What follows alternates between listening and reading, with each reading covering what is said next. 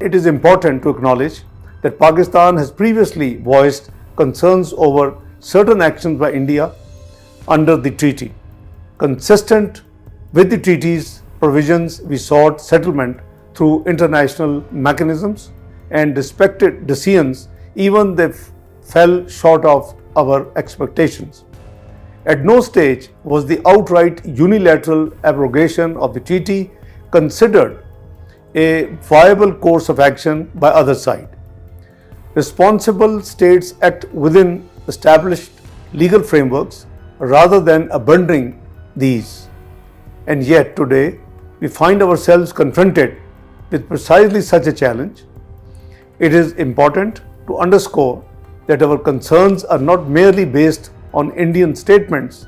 India has followed up its belligerent statements with illegal actions.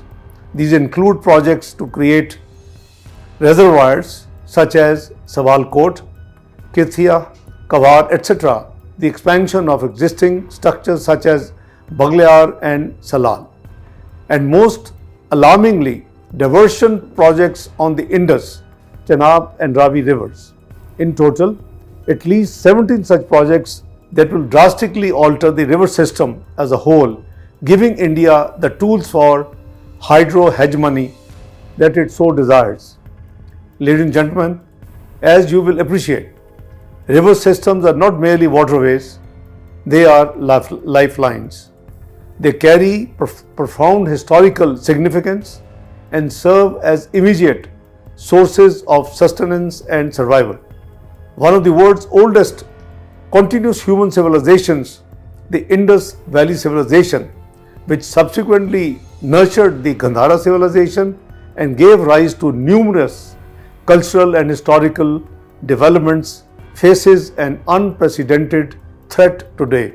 We categorically reject the baseless and malicious allegations made by Pakistan.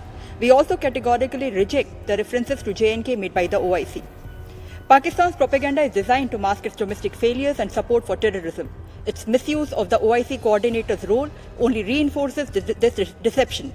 We have no desire to dignify such propaganda. However, we would like to make a few points. For the record, Jammu and Kashmir was, is and will always remain an integral and inalienable part of India.